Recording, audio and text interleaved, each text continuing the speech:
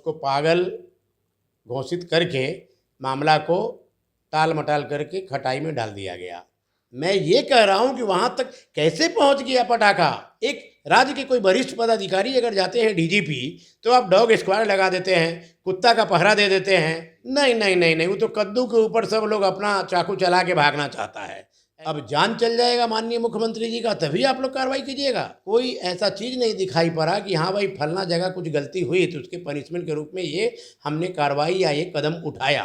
मुख्यमंत्री नीतीश कुमार आज नालंदा में थे, वहां एक जनसभा को संबोधित कर रहे थे। उसी कार्यक्रम में एक घटना सामने आई जहां नीतीश की सभा में बम फटने की बात कही गई। जैसे ही ये मामला मीडिया में आया, उसके बाद आरोप प्रत्यारोप का दौर शुरू हो गया। इसी क्रम में राष्ट्रीय लोक जनशक्ति पार्टी के कोषाध्यक्ष सुनील कुमार सिन्हा ने नीतीश की पुलिस पर सवाल खड़े किए हैं। सुनील कुमार सिन्हा ने कहा कि कुछ दिन पहले ही बख्तियारपुर में मुख्यमंत्री नीतीश कुमार के ऊपर एक नौजवान ने हाथ चला दिया था। उस पूरे प्रकरण पर जो कार्रवाई होनी चाहिए थी वो नहीं हुई और जिस व्यक्ति ने हाथ उठाया उसको पागल करार दिया गया।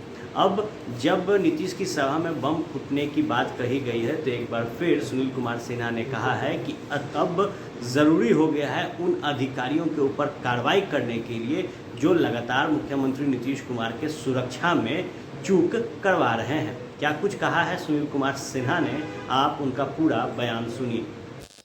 देखिए, ऐसा है कि मैं आपको बता दूं कि अभी 8-10 दिन पहले हमारे राज्य के मुख्यमंत्री श्री नीतीश कुमार जी बख्तियारपुर गए थे किसी चीज़ का शिलान्यास करने, एक प्रोग्राम में।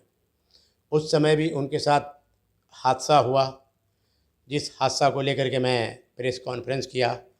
प्रेस कॉन्फ्रेंस में कार्रवाई करने की बात कहा था, लेकिन आज तक कोई कार्रवाई किसी के ऊपर नहीं हुआ और उसको पागल घोषित करके मामला को टाल मटाल करके खटाई में डाल दिया गया।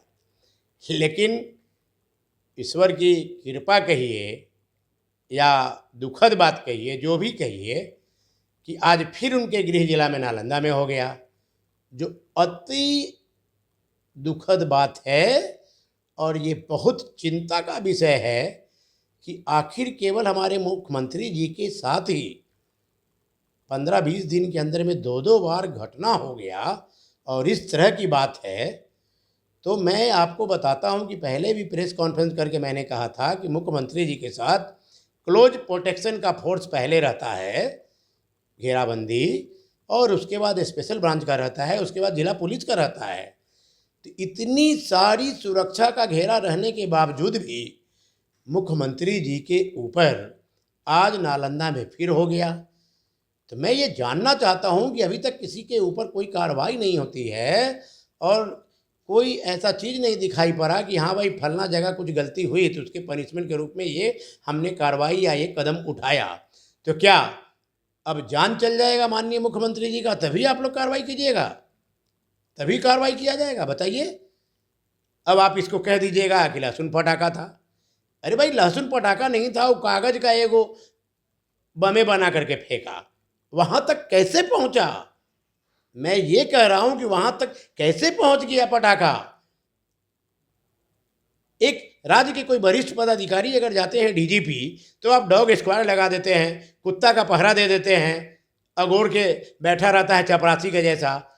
तो ये इतने बड़े राज्य का मुखिया और इतने बड़े हमारे बिहार प्रांत के इतने अच्छे और ईमानदार और सोशलिस्ट मुख्यमंत्री के ऊपर इस तरह का 2-2 बार घटना हो जाना, ये तो बहुत दुखद बात है। इसकी लापरवाही नजर आती है। अरे भाई, प्रशासन की है, पुलिस प्रशासन की लापरवाही है भाई।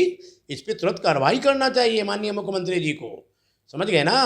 ये जो भी यहाँ के पदाधिकारी हैं उनके ऊपर कार्रवाई करना चाहिए। अमूमन देखा गया है ऐसे चीज़ों में छोटे जो सिपाही होते हैं या जमादार होते हैं उन पर कार्रवाई होती है। नहीं नहीं नहीं नहीं, वो तो कद्दू के ऊपर सब लोग अपना चाकू चला के भागना चाहता है।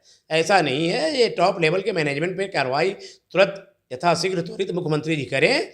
और साथ साथ हमारे जो माननीय नेता हैं श्री पशुपति कुमार पारस जी, उनका भी सुरक्षा का काफ़ी दिन से मामला पूरा लंबित है, पूरा नहीं हो पाया है। हम बहुत चिंतित हैं उनके सुरक्षा के लिए।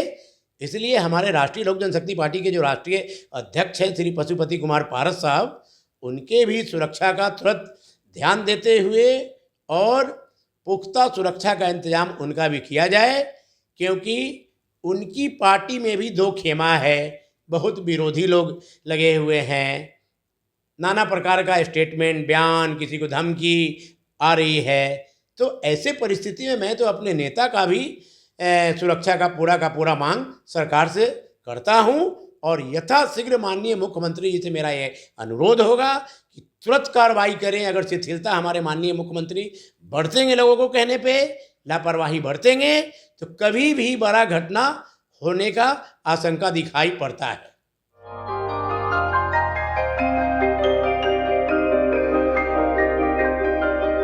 इस कोविड पैंडेमिक में सब ये शहर छोड़कर अपने शहर, अपने घर चले गए। हम लोगों का अपना शहर तो है, लेकिन वहाँ अपना घर नहीं। अगर सिचुएशन और खराब होता चला गया तो हम जाएंगे कहाँ? अरे ये प्रॉब्लम तो हर शहर में है, लेकिन हाँ, अपने शहर में भी अपना घर तो होना ही चाहिए। होना चाहिए तो कहाँ है अपना घर? ये है ना, ई होम्स पैनोरामा, पूर्णिया में, अपने शहर में अपना घर। पूर्णिया में पैनोरामा ग्रुप लेकर आए हैं ई होम्स पैनोरामा। बड़ा घर, आलीशान जिंदगी और अत्याधुनिक सुविधाओं के संग।